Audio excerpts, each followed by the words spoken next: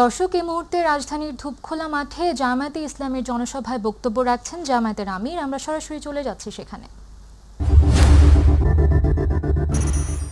আর হারিয়ে যেতে দিবেন না।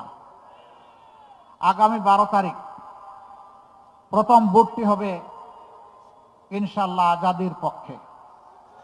হা মানে আজাদি, না মানে গুলামি। বলুন, গুলামি না আজাদি? গুলামি না আজাদি? অতএব 12 তারিখ প্রথম ভোটটি পড়বে ইনশাআল্লাহ হায়ের পক্ষে গণভোটে। আপনারা সবাই রাজি আছেন? সবাই রাজি? আলহামদুলিল্লাহ। এই কয়েকজন রাজি হইলে গণভোট পাস করবে? প্রত্যেকটা মানুষের হাত উঠে ভোট নিশ্চিত করার জন্য আজ থেকে আমরা যুদ্ধে নামবো ইনশাআল্লাহ। মানুষকে বুঝাবো, হ্যাঁ বিজয়ী হলে বাংলাদেশ বিজয়ী হবে, হ্যাঁ পরাজিত হলে বাংলাদেশ পরাজিত হয়ে যাবে। আমাদের সন্তানরা তারা বলেছে জীবন দিব, জুলাই দিব না। আমরা বলছি জুলাই শহীদেরা প্রয়োজনে জীবন দিব, তবুও তোমাদের সাথে দেওয়া কথা রক্ষা করব ইনশাআল্লাহ। জুলাই কারো হাতে তুলে দেব না। জুলাই আগামী মানুষের, জুলাই কারো একার নয়।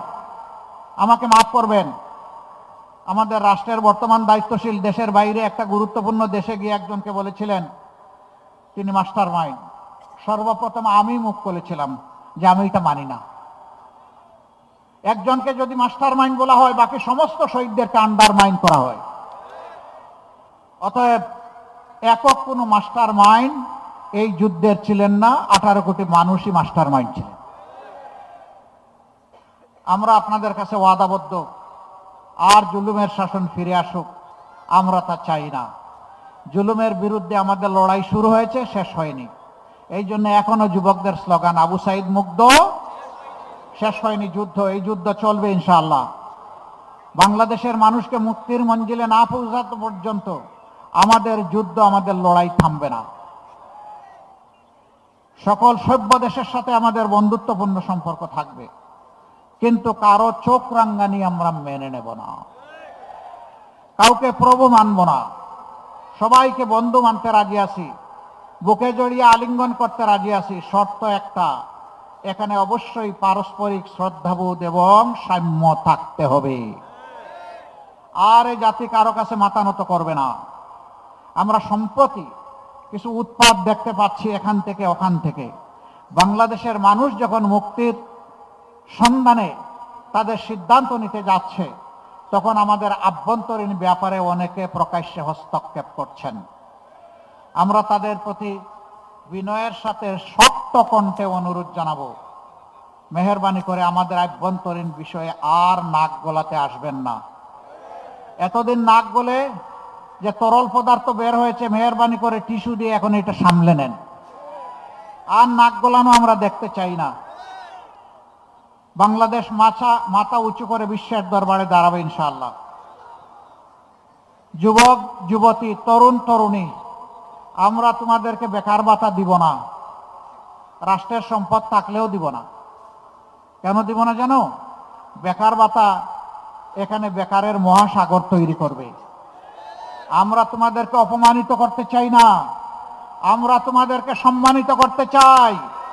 আমরা তোমাদের হাতগুলাকে দেশ গড়ার কারিগরের হাতে পরিণত করতে চাই।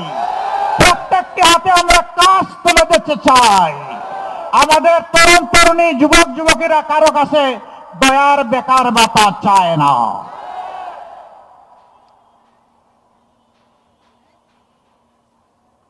এই দক্ষ যুবক যুবতীরা বাংলাদেশকেও গড়বে, বিশ্বকেও গড়বে ইনশাআল্লাহ। আমরা সেই বাংলাদেশটা চাই। বয়সের একটা প্রান্তে আমরা চলে এসেছি। আমাদের জ্যেষ্ঠ পলিটিশিয়ান, তিনি তো অনেক বয়স, তাকে অবশ্য তা মনে হয় না, দেখতে 35-এর মতো লাগে। আলহামদুলিল্লাহ, আল্লাহ তাআলা তাকে এভারগ্রিন রেখেছেন, কিন্তু তিনি অনেক বয়স্ক মানুষ। আমাদের এখন চলে যাওয়ার হিসাব নিকাশ আমরা কার কাছে রেখে যাব? এই বাংলাদেশটা আমরা যুব সমাজের হাতে রেখে যেতে চাই। যুব সমাজ প্রস্তুত? প্রস্তুত হয়ে যান এটা কবুল করার জন্য। 12 তারিখে কোনো দুর্বৃত্ত এই যুব সমাজের বুটে যদি হাত দিতে চায়, সেই হাতকে গুঁড়িয়ে দিতে হবে। এরা যৌবন পেয়েছে কিন্তু বুটের অধিকার পায় নাই। পিপাসার্থ হয়ে 12 তারিখের জন্য অপেক্ষা করছে।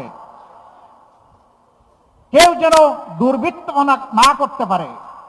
আগের ওই স্লোগান চল, সন্ত্রাসীরা বলতো আমার ভোট আমি দেব, তোমারটাও আমি দেব। এখন আমাদের পরিষ্কার বক্তব্য, তোরটা তুই দে, আমারটা আমি দেব।